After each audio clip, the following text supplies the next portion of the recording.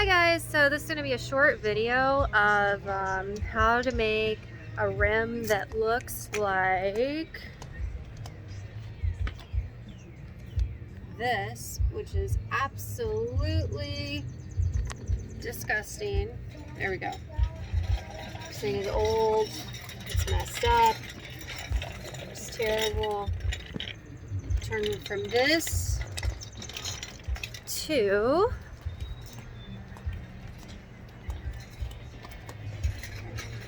this beautiful rim that still, I mean, the tire is really old, it's really dirty, I'm gonna work on it.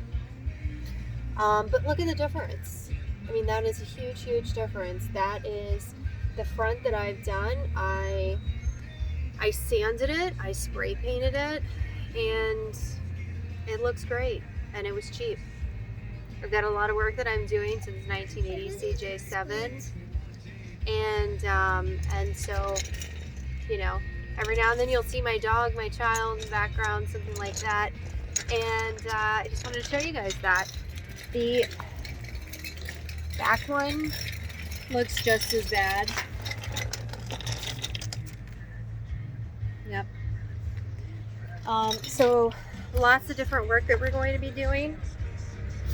So I'm going to set you guys on the jack stand really quick and show you how to get this going, and hopefully you'll learn to design on a dime with your Jeep. Hope you don't have a CJ7 like me. The sun is glaring. Oh yeah, there's my truck. Sexy truck right there. And then there's the Trailblazer, offering moral support for her sister. She's also got the straps on her. Not the straps, the chains. She is anchoring her sister while her sister gets completely redone, brakes and everything else. So I'm going to pause you guys, set you up on the jack stand, and I will show you how I achieve that beautiful rim for Super 2. Alright, so I have 150 grit sandpaper right here. What I'm going to do is sand off any of the surface rust, sand off all the different areas for it, and then after that I'm going to end up grabbing, should use painter's tape, but I have some duct tape left over from doing a costume for Halloween, so I'm going to use that. And you're just scratching the surface rust away, trying to curve it as much as you can.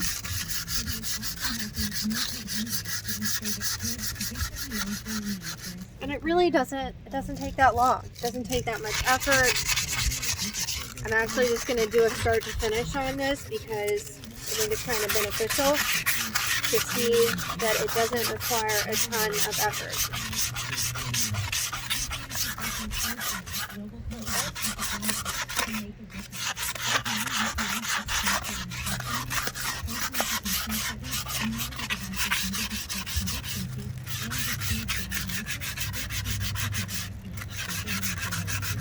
I have different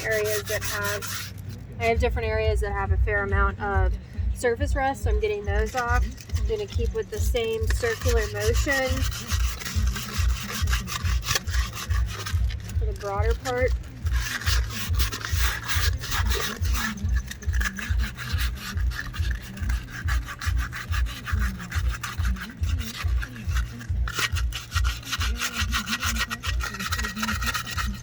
Alright, I'm actually going to do a pause because it's pretty much the same. I'm just going to go ahead and sand the rest of it. You guys have pretty much seen what I'm doing. I folded the sandpaper into fourths.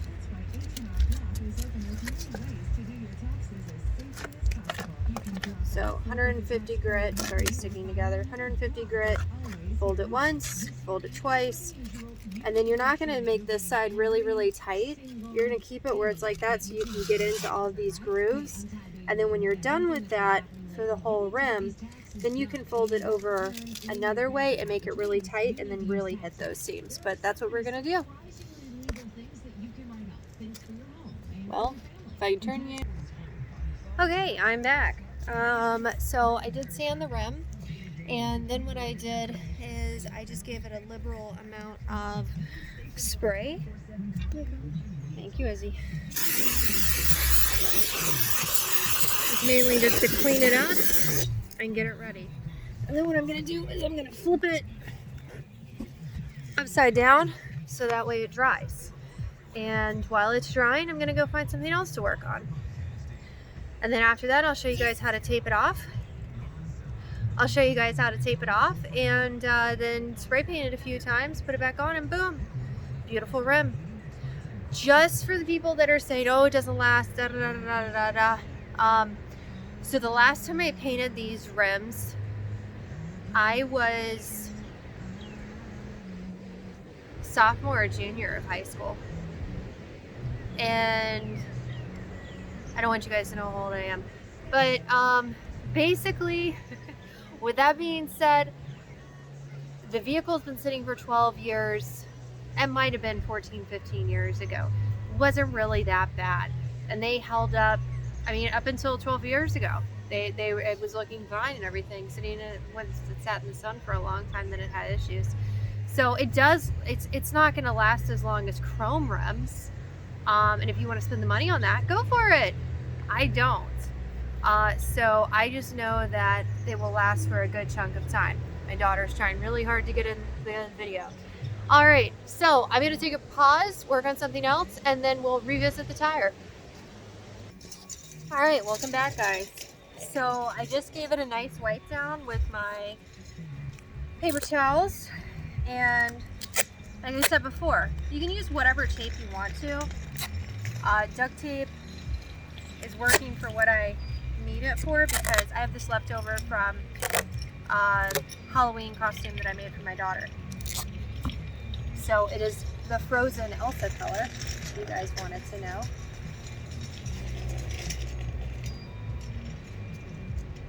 And you're just paying a lot of attention to get the tape in the seam.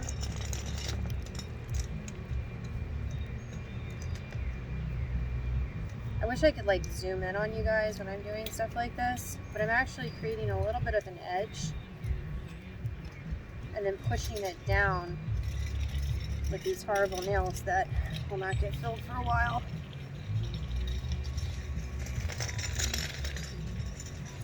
And it looks sloppy, it looks messy, but it works. We'll do our next area right here.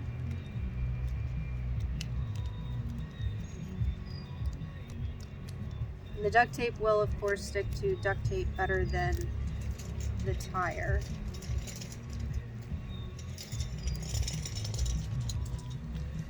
I have a feeling I'm going to be losing another nail shortly. I got a little bit of play in one. You can watch this. Put another piece of tape here for that bubble that I had to do to get that curve.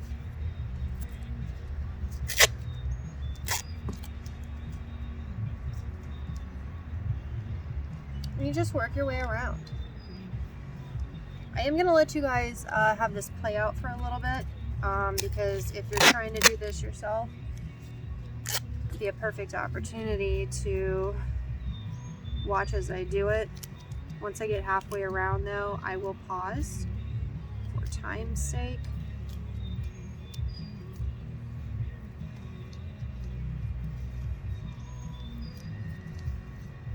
And once these videos start to go live, I am very open to, okay, you need to do it faster. Please take more time in the videos. My video that I just finished is probably going to be broken down into part 1, part 2, all of that stuff, because it's just really, really long. But that's also because it's a very detailed, laborious task. That one was taking the locking hubcaps off, doing the bearings, removing the old bearings or lack thereof because they were disintegrated, taking the caliper off, taking the caliper arm off, or basically a complete teardown to the spindle to replace those bearings, running into lots of headaches along the way. Yes. Yes, Susie. All right, so we're about halfway through. So I'm going to pause you guys and I'll put you back on once I get to the other halfway mark. Alright, so we are completely taped off, and so the next part is super technical, absolutely technical. I'm grabbing these small trash bags that I use in the bathroom, just a little clear small guys. What I'm going to do is try to see what you guys can see. I'm going to put a piece of tape on here and cover a good chunk of the tire.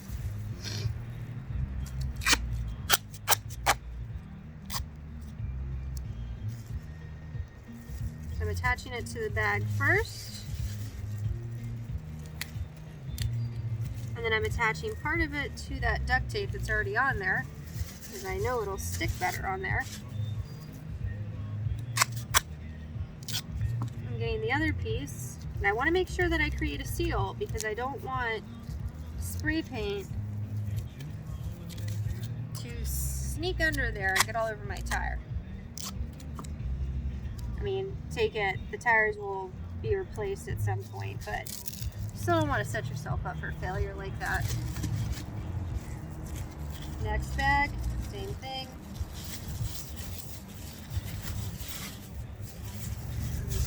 Show you guys, just opening it up so it's bigger.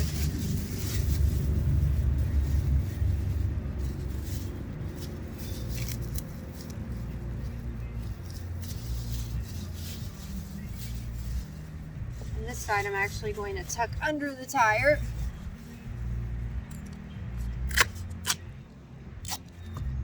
So same rule as earlier. Get halfway around the tire, pause you guys, show you the next step.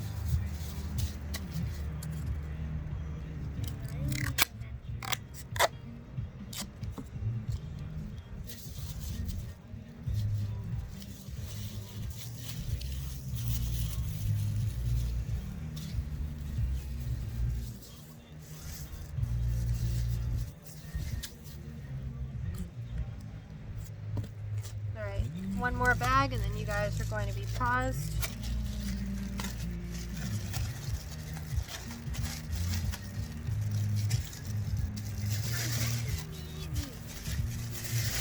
Is it easy? Izzy thinks it's easy. A lot of these things are pretty easy. Alright.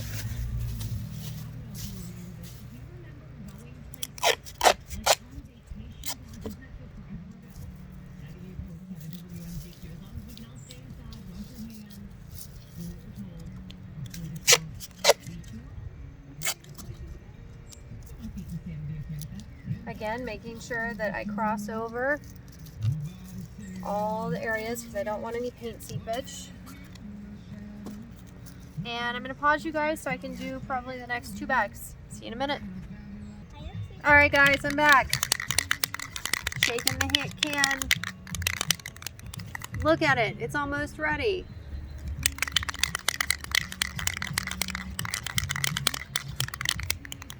Alright, so it's going to need multiple coats so that way it looks good.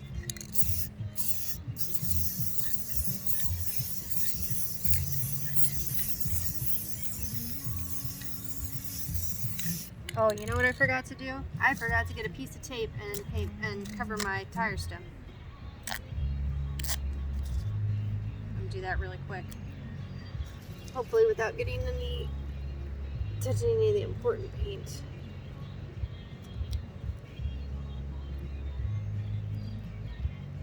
And all I did was wrap it around the threaded portion. That's it. Look at it, it's already starting to look better. At least from my angle.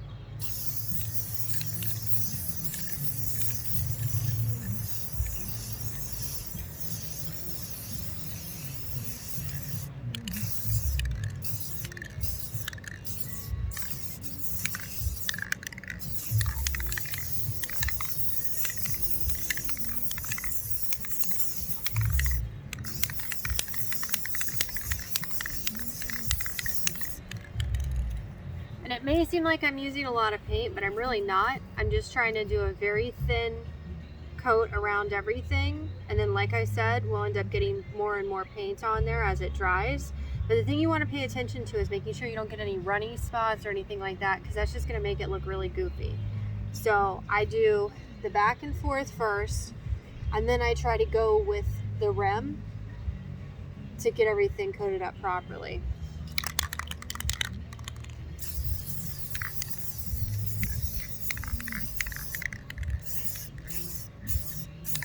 And if you see areas that need a little bit more because it's really just sucking it in, you can take a pause and pop it a couple times like I just did.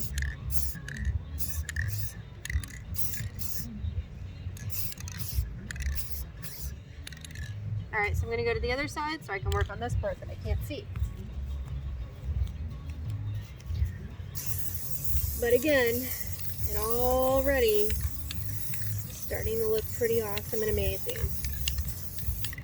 All right, and just so you guys know, I was kind of, let me see, can you see? Nope, over here, over here. I was kind of choosy, so I typically only use Rust-Oleum products. I feel like they make a better quality of paint. This is Bright Coat Metallic Finish, and it's got the silver cap on it, which you can see why, because it's shiny and silver.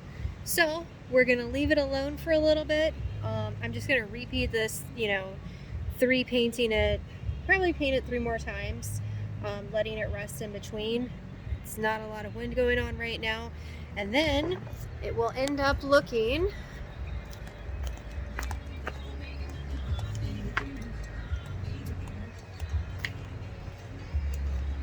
pardon my mess. It will end up looking just like this. And you know what? It doesn't look perfect, but it looks so good. And I didn't have to pay more than, it's probably gonna be like $8 in total, because I'll probably use like 2 cans of paint. All right, so I will see you next time. This is the 1980 CJ7 Jeep project. Everybody stay safe, stay coronavirus free.